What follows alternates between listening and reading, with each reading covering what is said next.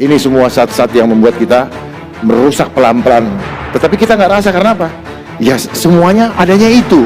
Mereka membuat suatu lembaga di bawahnya untuk mengatur regulasi dunia. Nah ini sistemnya mereka.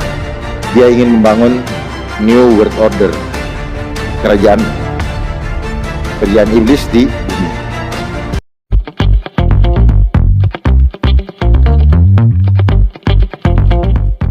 Shalom sahabat terang kemuliaan, apa kabar kalian semua? Senang rasanya bisa berjumpa lagi dengan kalian semua. Kiranya damai, sukacita Allah dan kebaikan Tuhan selalu bersama dengan kalian. Diberikan kesehatan yang sempurna, diberikan umur yang panjang, dan juga diberikan rezeki yang melimpah. Dijauhkan dari segala mara bahaya dan sakit penyakit. Sahabat terang kemuliaan, pada kesempatan kali ini, di video kali ini, kita akan kembali lagi mendengarkan firman Tuhan yang tentunya dibawakan oleh Komjen Dharma Pongrekun tentang tatanan dunia baru atau New World Order. Dan ini adalah episode terakhir, yaitu episode ke-12. Ya, ini adalah episode terakhir dari materi firman Tuhan yang dibawakan oleh Komjen Dharma Pongrekun ya. Jadi setelah melewati episode atau part pertama, kedua, ketiga, keempat, kelima, keenam, 7, 8, 9, 10 dan kemarin 11, dan ini adalah part yang terakhir yaitu part ke-12. Jadi cukup sampai di sini serinya ya. Nah sahabat terang kemuliaan, tak lupa saya juga ingin mengucapkan beribu-ribu terima kasih kepada kalian semua yang sudah support channel Terang Kemuliaan ya. Terima kasih buat dukungan kalian atas pelayanan channel Terang Kemuliaan dengan cara subscribe, dengan cara sharing videonya, dengan cara like videonya juga. Terima kasih ya.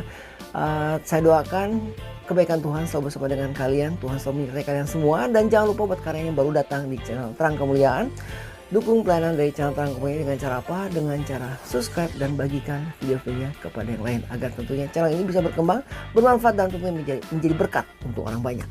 Nah sahabat Terang Kemuliaan, sebelum kita mendengarkan apa yang akan dibawakan oleh Komjen Dharma Pongrekun di episode yang terakhir ini, ke-12 ini, sini akan saya sharing beberapa ayat yang ingin saya bagikan kepada kalian semua, agar sama kira-kiranya kita menjadi lebih kuat dalam iman kita di dalam Yesus Kristus tentunya ya.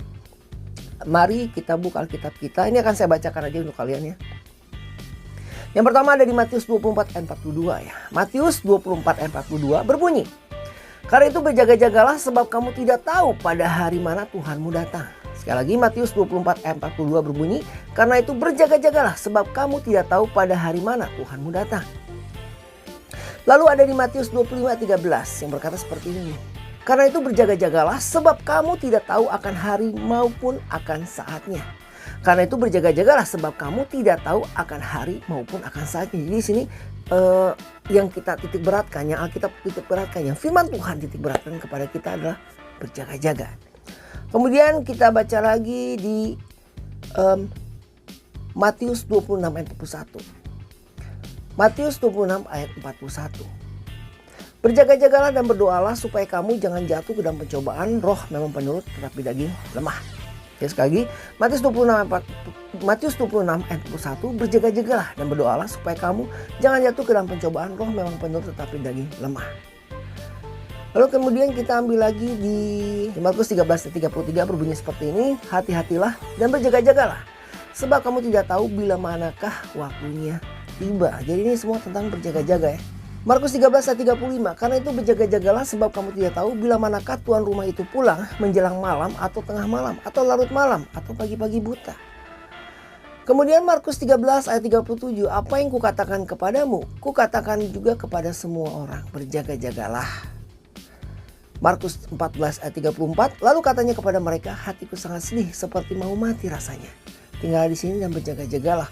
Jadi ini semua tentang berjaga-jaga ya, tentang berjaga-jagalah.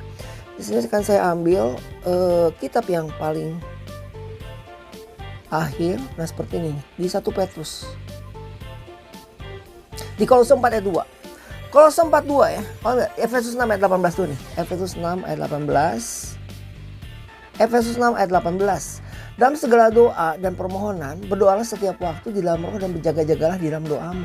Itu dengan permohonan yang tak putus-putusnya untuk segala yang kudus." Kolose 4 ayat 2, "Bertekunlah dalam doa dan dalam pada itu berjaga-jagalah sambil mengucap syukur." Dan yang terakhir 1 Petrus 5 ayat 8 dikatakan seperti ini, "Sadarlah dan berjaga-jagalah, lawan musuh iblis berjalan keliling sama seperti singa yang mengaum-ngaum dan mencari orang yang dapat ditelannya." Jadi di sini di firman Tuhan yang saya sharingkan ini, di sini ditekankan untuk kita semua untuk berjaga-jaga. Berjaga-jaga dari apa? Berjaga-jaga terhadap tipu muslihat iblis yang tentunya selalu kita hadapi setiap hari, apalagi di zaman-zaman ini. Baiklah sahabat Terang Kemuliaan, tanpa berpanjang-panjang lagi, mari kita dengarkan firman Tuhan yang akan dibawakan oleh Komjen Dharma Pongrekun tentang tatanan dunia baru atau New World Order di episode terakhir ini. Selamat menyaksikan.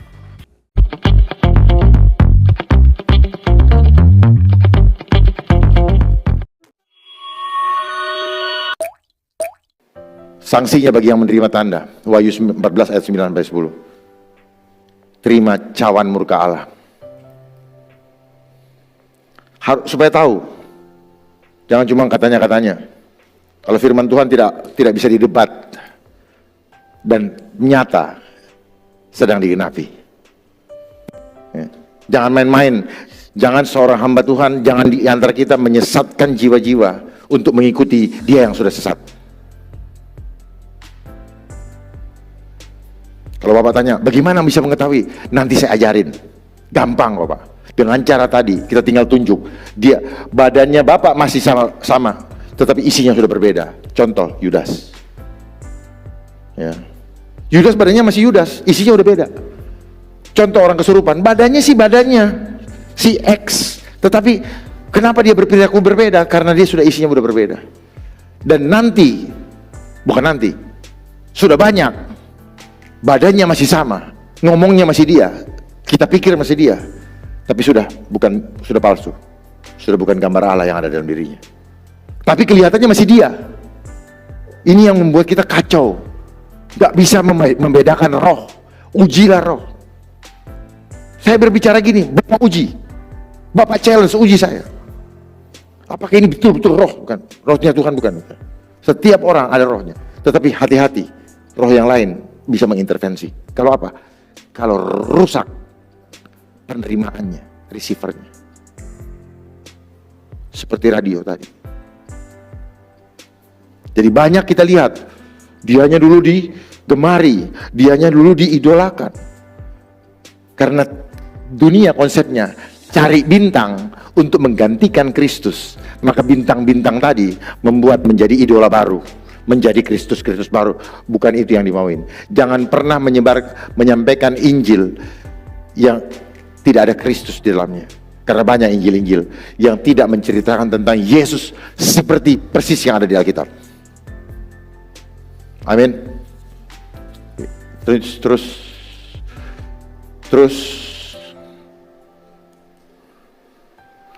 Oke, ini iman yang hidup adalah iman yang mengekspresikan kemuliaan Tuhan. Terima kasih. Saya mau bagikan buku. Mana tolong buku saya?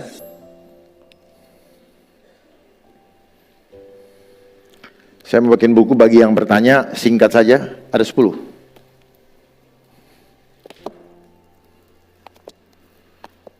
Saya tidak berbisnis, saya bagikan karena apa yang diberikan Tuhan bukan untuk dihitung dengan angka. Oke, saya buka pertanyaan. Singkat padanya, silakan Bu. Kasih tolong itu ya. Ibu berdiri. Untuk Ibu menjadi, karena roh Tuhan yang membuat Ibu berdiri. Ah, itu.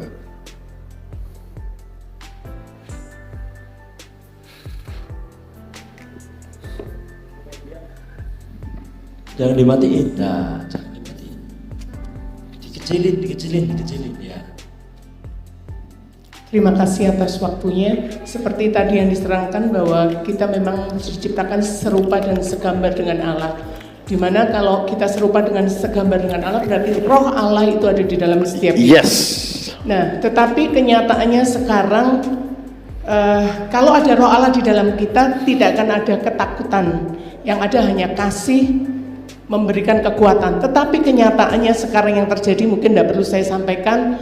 Jujur saya banyak mendengar Bapak dari YouTube, jadi saya tahu mengenai DNA Kristus dan apa, saya banyak ngerti tentang. Tetapi kenyataannya sekarang justru orang ketakutan, seperti pakai itu dan sebagainya. dan kita pun nggak ada kasih lagi. Jadi kalau ada orang sakit malah kita takut, kita nggak mau datang, kita nggak mau ketemu. Dan itu kenyataannya terjadi. Sekarang pertanyaan saya, bagaimana saya bisa menjelaskan ke orang-orang yang ada di sekitar saya tentang hal ini, Pak? Jujur saya kesulitan karena banyak orang yang juga mungkin belum tahu tentang berita-berita pengetahuan yang sudah sering Bapak sampaikan di YouTube mengenai hal ini. Jadi saya juga kesulitan untuk menyampaikan itu. Terima kasih. Baik, terima kasih Bu. Jadi perlu kita ketahui bersama bahwa apa yang terjadi sekarang adalah konsep adu domba. Divide et impera. Sejak zaman penjajahan VOC sudah terjadi divide et impera. Ternyata VOC itu kaki tangan mereka. Jadi konsep itu sudah dibangun sejak dulu. Makanya apa? Pecahlah sekarang. Tetapi di sini kita jangan goncang. Kenapa? Ini adalah masa penapihan. Mana emas murni, mana yang KW, mana gambar Allah menyancarkan kemuliaan itu atau tidak. Dan proses mereka dibina sudah dilakukan sejak mereka mendengarkan firman Tuhan. Tapi kenapa hasilnya seperti itu? Pertanyaannya, siapa yang bertanggung jawab? Menyesatkan, membuat jiwa-jiwa menjadi seperti itu. Ada yang salah. Kenapa? Karena konsep yang mereka pakai adalah konsep yang sama yang diajarkan di seperti ini. Di mana-mana orang yang mengikuti konsep S1, S2, S3. Belajar firman Tuhan ada konsep S1, S2, S3. Jadi akhirnya apa? Konsepnya apa? Konsep data. Konsep bukan masuk dunia roh. Konsep ada literaturnya. Berdasarkan apa kata mazhabnya. Kata si pemberi doktrin yang ingin mengunggulkan ingin mengagungkan dirinya, tidak menghadirkan Yesus di dalam. Jadi memang saya udah bilang, sejak awal kita sekolah kita udah dilemahkan supaya kita ketika berhadapan dengan masalah, kita bingung ketika berhadapan dengan yang tidak kelihatan. Seperti yang saat ini, musuh kita yang tidak kelihatan. Tetapi kenapa tidak lihat malah takut, terhadap yang kelihatan malah berantem. Ya Bu, kan aneh gitu. Harusnya kita bersatu karena kita yang kelihatan, malah kita bisa dipecah. Inilah pekerjaan roh. Pekerjaan roh inilah konsep yang dibangun sejak dulu, yang dia sembunyikan sisi yang tidak kelihatannya supaya dia bisa bermain. Setiap masalah di dalam tubuh kita semua bisa di-capitalize, bisa dijadikan uang.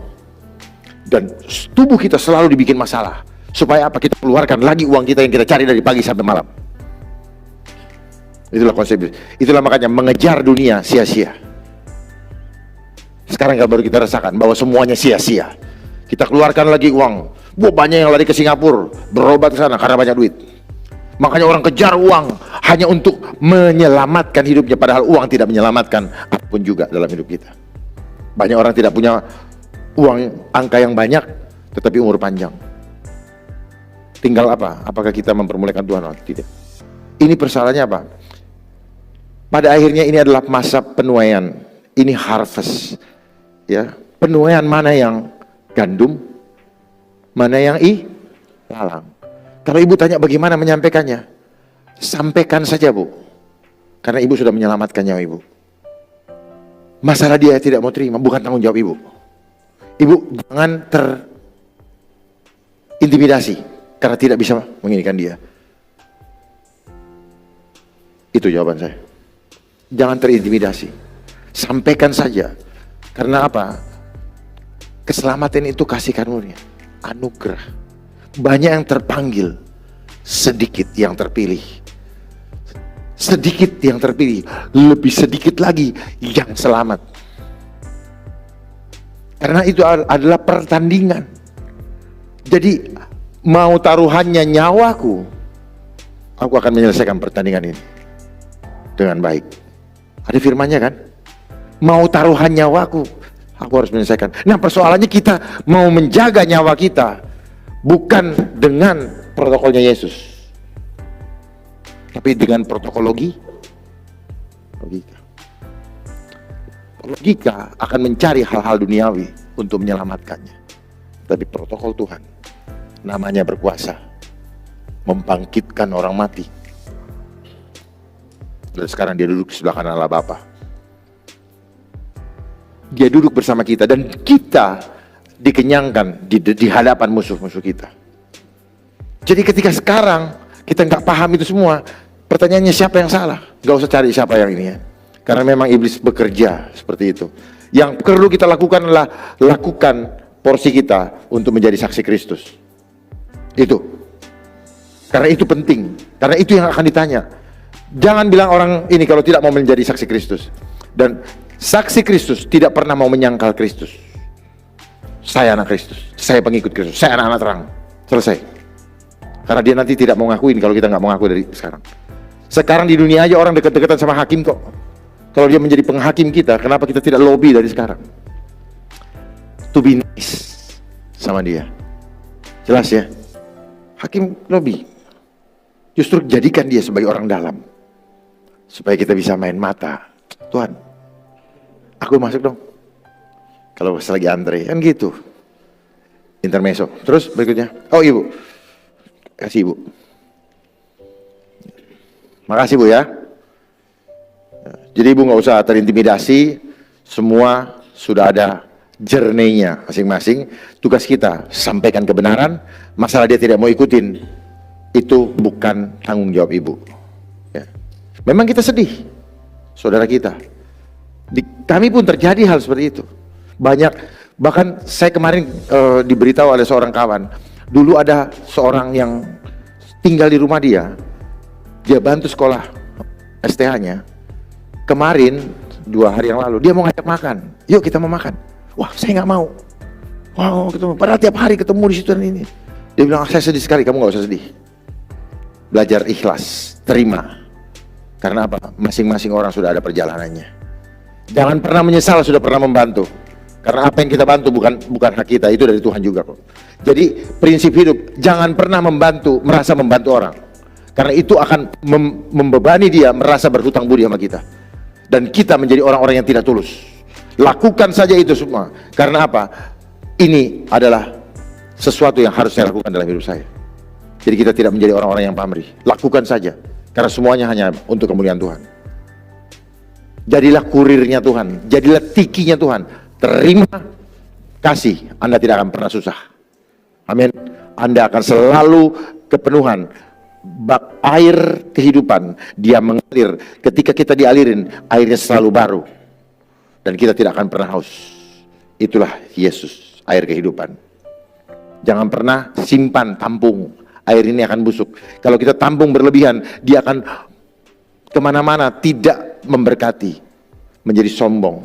Makanya ketika kita diberikan roti mana pada zaman Musa, itu tidak boleh disimpan lebih dari 1 hari. Tujuannya apa? Jangan nabung. Konsep dunia kalau saya bilang nabung pada marah. Bukan, jangan andalkan. Cukupkan sehari untuk sehari.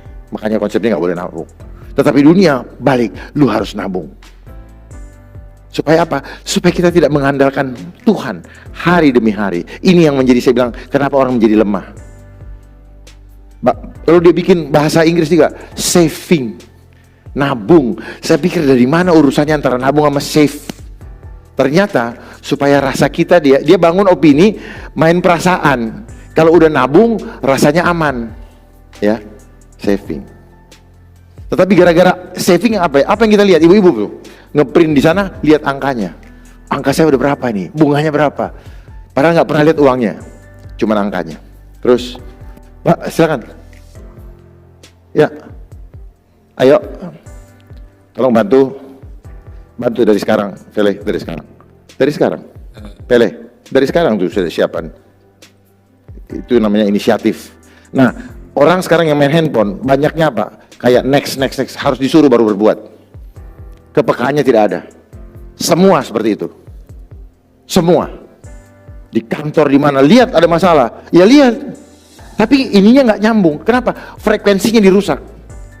Nggak kayak dulu, nggak ringan tangan. Gitu. Dan makin dikasih tahu makin bingung. Heran ya, begitu rupa merusak kita punya kehidupan dengan frekuensi. Oh, dulu orang tua ngomong nggak berani kita begini. Sekarang, ya Pak, apa? Rusak semua teknologi. Karena apa?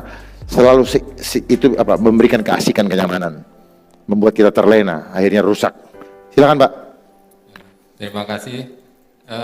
Tadi di sana dijelaskan virus COVID itu ada di frekuensi 5 kalau tidak salah.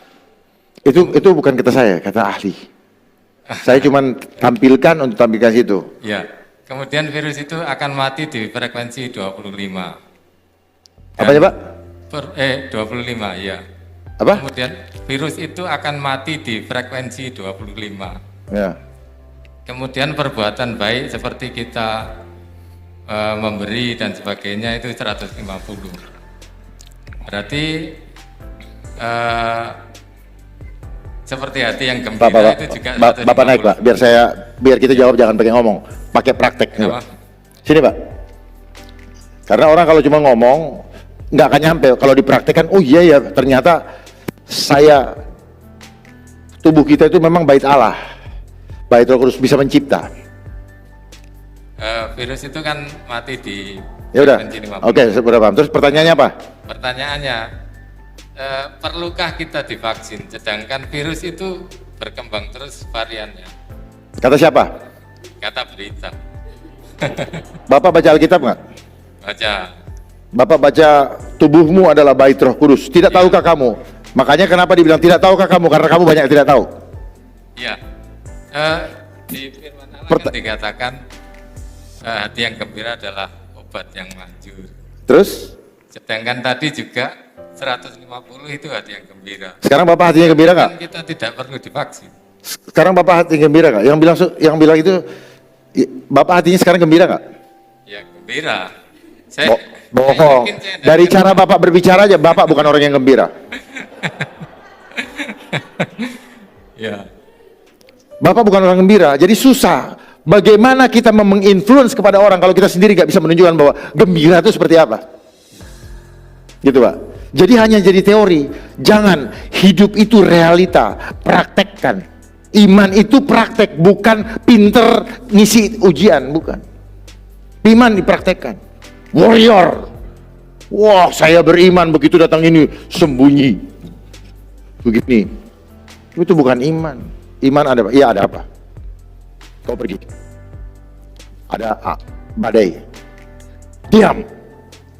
Itu iman. Gitu. Jadi pertanyaan tadi saya gini. Sekarang begini, saya mau tanya. Bapak lagi kenyang kita ya, kenyang ya. Kita tanya sama selnya. Bapak lagi happy atau lagi khawatir? Ya. Kalau happy, kuat. Saya bertanya, Bapak happy apa enggak? Khawatir. Khawatir. Ah sudah. Saya baru mau tes. Oke. Khawatir ya. Khawatir. Bener dong. Bener khawatir. Coba Bapak bilang, Allahku dahsyat. Wow, dahsyat. Itu. Ini jujur tadi, aku khawatir. Makanya kuat. Ya. Kuat konfirmasi bahwa dia benar khawatir. Tetapi sekarang apakah itu bagus buat tubuhnya? Ya. Bilang, aku khawatir. Aku khawatir. Bagus nggak buat badannya? Kenceng ya? Nggak kuat. Jadi tubuh kita tuh bisa menjawab semuanya. Bapak punya anak berapa, tubuh Bapak ini bisa tahu. Bapak punya simpenan, sel Bapak ini bisa tahu. Ya. Serius, saya nggak mau itu. Ya. Jadi seperti itu, maksud saya seperti itu. Ya. Ini yang dibilang apa? Your body never lies. Itu yang dibilang apa? Tuhan tidak pernah tidur. Tuhan tahu, Tuhan tak maha tahu. Karena apa? Rupanya apa? Ada mata-mata di dalam diri kita. yang kita nggak tahu, gitu.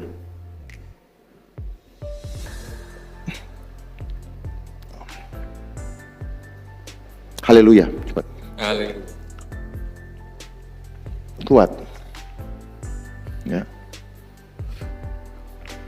Bapak khawatir dengan hidup Bapak, masa depan Bapak? Ya. Hah? Iya. Wah, iya. Bener loh, khawatir. Kenapa harus khawatir, Pak? Tadi makanya saya tanya, Bapak baca firman Tuhan tidak? Baca, kalau baca Pak itu kayak, apa namanya? Nafas kehidupannya Tuhan. Gitu. Jadi pertanyaan Bapak tadi apa? Perlukah kita divaksin? Bapak buka ayatnya di 2 Korintus, tubuhmu adalah bait Roh Kudus. Tubuhmu, tidak tahukah kamu bahwa tubuhmu adalah bait Roh Kudus, roh yang diam di dalam kamu. Saya tidak mau menjawab pertanyaan itu. Cuman pahami firman Tuhan. Roh yang diam, artinya kalau diam apa? Dia kontrak mati. Hidup kita dijamin, dia kontrak mati. Diam di dalam kamu. Roh yang kamu peroleh dari Allah. Jadi kamu bukan milik kita. Jadi kalau mau, permisi dulu sama yang punya. Itu jawaban saya, silakan. Bapak simpulkan sendiri. Masa sudah, itulah gunanya memahami firman Tuhan, bisa memahami kebenaran tanpa berkata-kata. Oh iya, bukunya Pak. Makasih ya. Berikutnya, ya Bu. Ke depannya ya, biar saya langsung kasih buku. Ayo, ke depan. Biar yang lain lihat. Tenang ya, nggak akan mati. Ya, justru bikin badan kita ini. Abis ini makannya banyak. Permisi Pak ya, ini kan anak saya sudah divaksin. Katanya vaksin itu kan sampai 3 kali. Kan baru 1 kali, saudara saya juga gitu. Saya kan juga takut Pak. Itu kan masih saudara dan anak saya sendiri. Dengar Bapak ini tadi, saya juga takut. Takut apa? Takut itu tadi. Kalau kena vaksin itu kan ada tanda. Saya nggak ngomong loh tadi. Enggak, maksud saya kan memahami ini tadi, Bapak khotbah ini tadi kan tanda 6 sampai 3 kali. Terus kalau vaksin itu kan pertanda itu loh Pak, saya jadi khawatir sekali. Ibu ngomong nggak jelas ya? Maksud saya gini Pak, anak saya kan Buka dikit biar ngomongin jelas sedikit. Nah itu. maksud saya, anak saya kan sudah divaksin 1 kali. Oh. Saya tanya anak saya itu vaksin itu sampai 3 kali, kan sudah berlaku 1 kali. Oh sakit apa Bu? Vaksin COVID gitu loh Pak. Oh. Nah terus ini saudara saya juga sudah Anaknya udah gede. sudah besar. Terus saudara saya juga, adik saya ini satu keluarga ini suami istri sudah divaksin juga. Kan saya Bu, juga sebentar dulu. takut gitu loh Pak. Ibu nggak usah terusin pertanyaannya. Iya. Kenapa muka Ibu sedih? Saya sedih. Mukanya sedih. Saya sedih ada masalah keluarga Pak. Kelihatan. Iya. Minta sama Tuhan. Tuhan, aku butuh kasih karunia-Mu. Iya, saya setiap Iya. malam saya juga doa kok Pak. Saya baca Alkitab Nah, juga. betul. Caranya apa? Ibu masuk ke imajinasinya Tuhan. Gitu. Ibu baca doa apa segala macam, kalau nggak hubungan frekuensinya nggak nyambung, nggak ada gunanya. Iya. Yang membuat akhirnya apa? Ibu frustrasi karena ibu mengandalkan logika. Gitu. Memang ini susah. Kita harus melatih. Latihlah tubuhmu. Kita harus melatih. Latihan itu nggak sekali, berulang-ulang. Nah, dunia ini melatih kita dengan cara berulang-ulang juga. Repetition, supaya apa? Kita nempel di mind kita. Saya tidak mau jawab itu Bu ya, karena bukan kapasitas saya. Kapasitas saya cuma satu, menyampaikan kebenaran sesuai dengan firman Tuhan. Saya lihat mata Ibu khawatir, itu kuncinya di situ Bu. Kalau selama kita khawatir, maka kita akan mencari pertolongan di luar Tuhan. Kalau kita tidak khawatir, tidak ada satupun yang kita perlu di luar Tuhan. Itu yang namanya bilang kasih yang sempurna, ketertiban. Tertib itu apa? 100% mengandalkan Tuhan. Tetapi gara-gara pendidikan yang kita tahu bahwa hanya yang terlihat, kita digiring oleh opini dunia, maka kita selalu mencari pertolongan dunia, dari hal-hal jasmani yang kita bayar dengan uang. Semua harus kita ini. Kalau dari Tuhan gratis, cuma satu, kau percaya, gak ada yang lain. Itulah iman. Jadi memang sulit ketika orang bilang saya beriman tapi tidak percaya, susah. Percaya bukan karena melihat, karena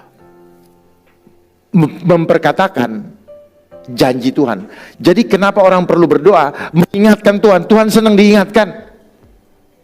Tuhan tuh senang diingatkan. Seperti Rahel, dia iniin. Aku mengingat permohonan Rahel. Terus Tuhan senang kita selalu mengadakan apa? Perjamuan kudus. Mengingat dia. Tuhan senang diingat. Dia bukan lupa. Tuhan sama sekali tidak pelupa. Tetapi dia senang, dia suka kita bilang, Tuhan, I love you. Istri bapak tahu bapak mencintai dia, tetapi ketika bapak ingatkan dia, gue sayang lo sama lo. Tuhan suka diingatkan, bukan Tuhan lupa. Ingatkan terus, Bu. Tidak ada waktunya, dan Tuhan tahu waktu yang terbaik buat kita untuk menjawab semuanya. Dan Tuhan tahu hati kita, Tuhan tahu keluhan kita, Tuhan tahu masalah kita. Gak usah berpikir bahwa Tuhan gak tahu. Tuhan tahu. Sebelum ibu lahir ke dunia ini, sebelum ibu ada di kandungan, Tuhan sudah tahu apa yang akan terjadi dan ibu rasakan hari ini. Saya juga sudah dirancang seperti ini. Makanya saya sadar, saya ikuti rancangan Tuhan. Saya ikuti frekuensi kemana Tuhan pergi. Gak usah lagi pengen ini, pengen itu, pengen, gak usah lagi. Serahkan kepada Tuhan. Jangan minta pertolongan dunia. Karena dunia ini sedang lenyap dengan keinginannya. Ini, Bu. Ya.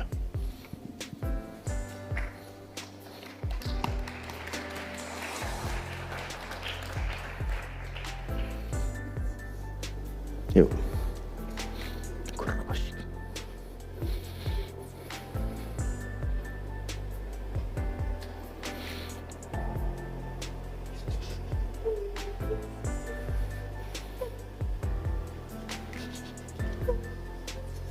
Yesus.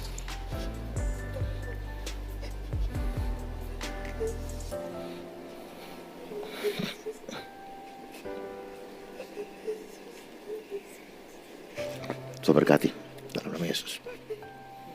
Ya, Tuhan berkati. Lagi? Cik. Masih ada 2 buku lagi? Iya Pak, silakan. Terima kasih Pak Dharma. Ini waktu yang sangat penting dan baik sekali karena ini mengedukasi yang selama ini memang banyak mengalami penyesatan di era informasi sekarang ini, terutama di gereja, terutama di gereja saat ini. Untuk memberikan pengertian saja, seperti tadi yang Ibu tadi sampaikan, yang tadi ditanya tadi, Ibu yang tadi itu, untuk menyampaikan saja, jangankan di lingkungan keluarga, di gereja saja itu susah sekali. Apalagi ini mungkin pertama kali di GBI deh, kalau nggak salah.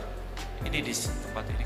Seingat saya ini baru pertama kali untuk mau terbuka berbicara tentang kebenaran seperti sekarang ini. Di level pendeta saja itu menutup diri, dan saya sendiri juga mengalami banyak halangan, banyak hambatan untuk menyampaikan kebenaran. Itu perlu waktu, perlu proses, perlu terus menerus.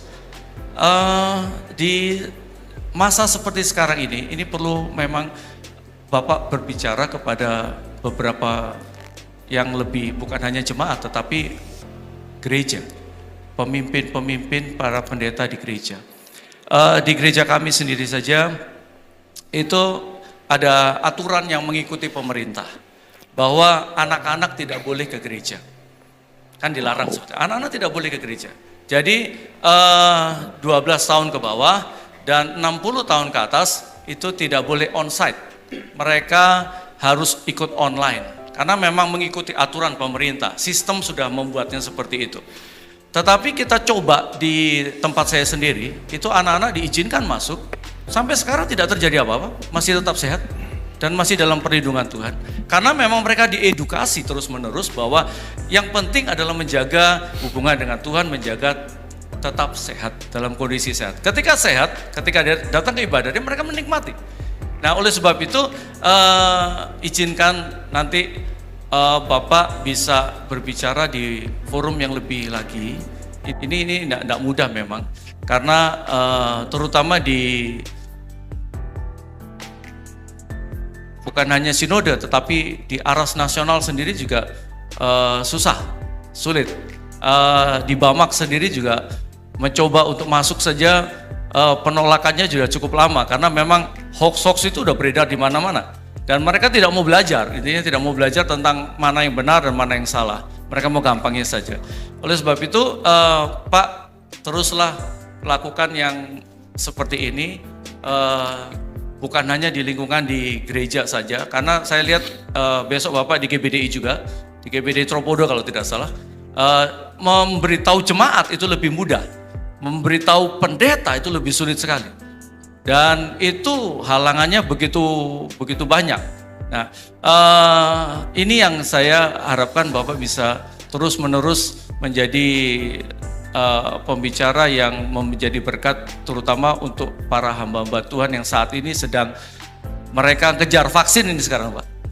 Jadi kejar di mana-mana vaksin. Dan tadi yang sampaikan Ibu tadi, vaksin 2 kali, 3 kali, dan itu akan terus-menerus. Dan itu harus dihentikan. Kalau tidak dihentikan, itu akan menjadi masalah buat tubuh Kristus bagi gereja.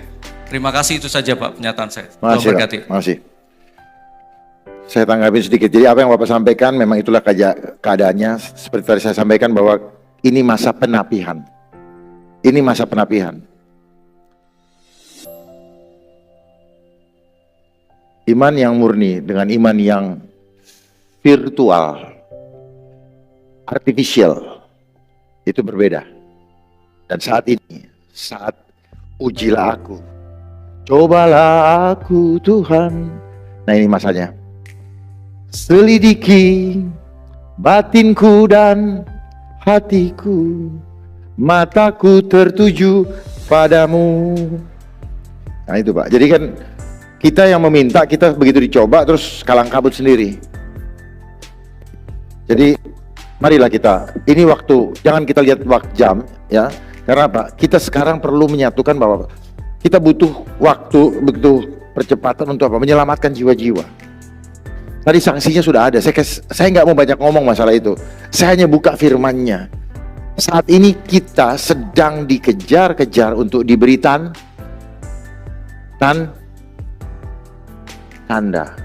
Tanda ini artinya apa? Diseragamkan. Sementara firman Tuhan bilang, janganlah kamu serupa dengan, serupa itu apa?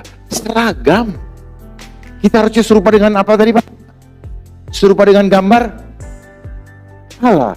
Tetapi dunia menggiring kita menjadi serupa dengan gambar dunia ini. Lewat apa? Lewat semuanya yang ditampilkan itu.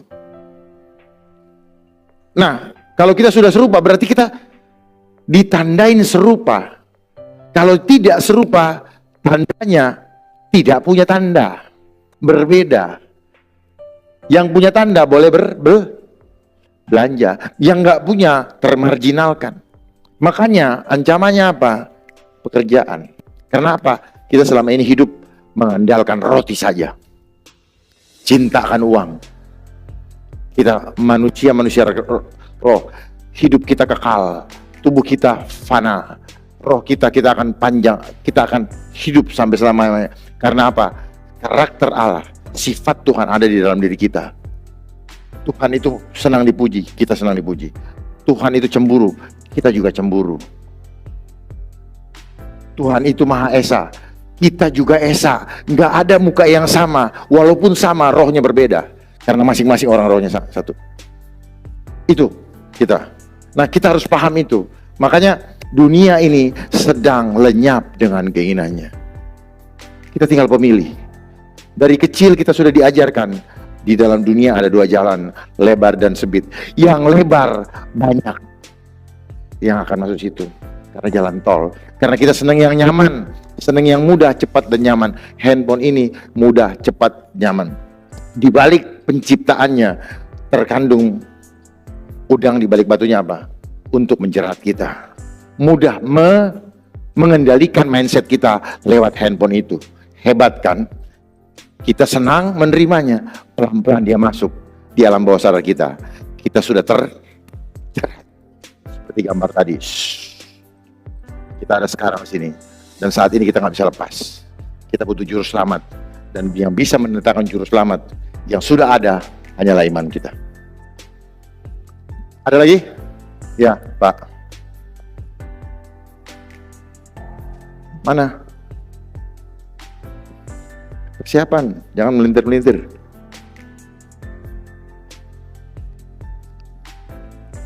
Selamat malam Pak Dara. Iya. Saya Yohanes. Siapa? Nama saya Yohanes. Oh, Yohanes. Ya, Ya, selamat saya malam, mau Pak. tanya, bagaimana kita melepaskan sumpama kita ini karena ketidaktahuan kita ini sudah menerima tanda itu semestinya. Bagaimana kita, apakah kita masih ada kesempatan untuk melepaskan tanda itu? Ya, itu aja pertanyaannya.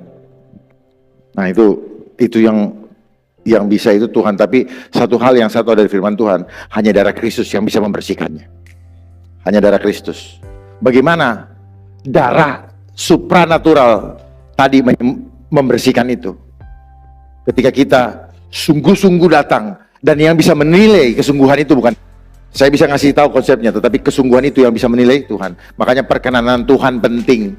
Ketika kita sudah tahu perkenanan Tuhan, maka kita yang harus mengejar perkenanan itu. Kita berusaha masuk ke ruang perhentiannya Allah, supaya kita tenang, rest.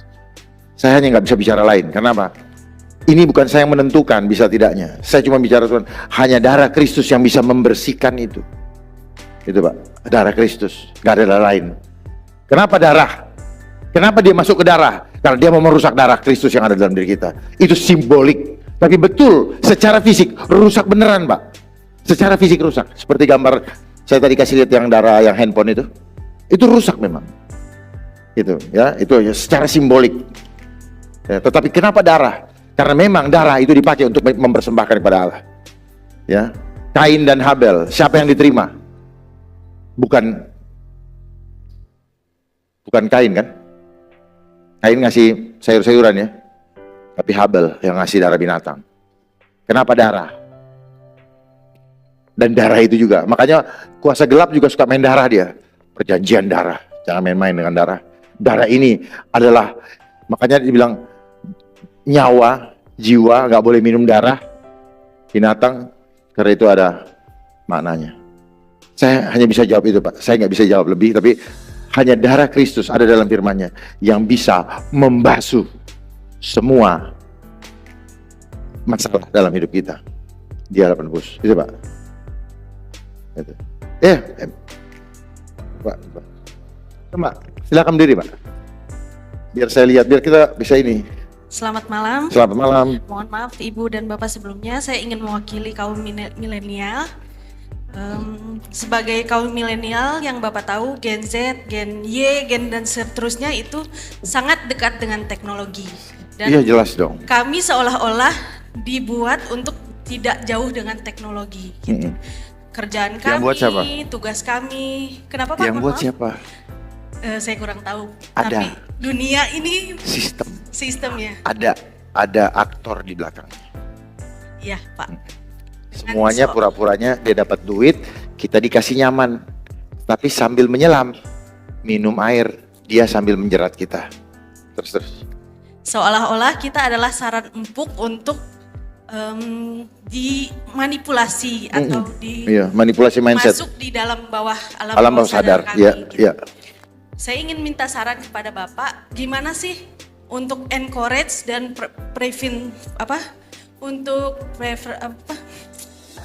itu preventif teknologi dengan segudang negatifnya kepada kita gitu, dan kita bisa kasih yang positifnya gitu terhadap kehidupan kita atau kerja kita atau kehidupan sosial kita gitu. Seperti itu Pak, Ya, saya minta baik. sarannya untuk Oke, kaum yang pertama, milenial. Terima untuk kasih. tahan sama radiasi, berjemur pagi. Tahan sama radiasi dulu. Setelah berjemur, kalau gunakan HP, pakai hanya untuk memberkati. Sampaikan promosikan tentang Kristus, gak ada lain. Bukan untuk dagang, bukan untuk apa, bukan untuk cari uang. Walau ini lagi ringan sistem, supaya apa? Cinta akan uang lagi. Dan cinta akan uang selalu membuat penasaran dan gak pernah puas. Karena dia bukan air kehidupan. Kamu akan selalu dahaga. Kejar terus, akhirnya apa? Habis waktu, lelah. Entar aja lagi lah firman Tuhan. Itu jebakan, jadi kayak gini. Kayak ayam, terus. Masuk dia ke sini, ya udah. Itu permainan. Jadi kita juga kayak binatang kadang-kadang.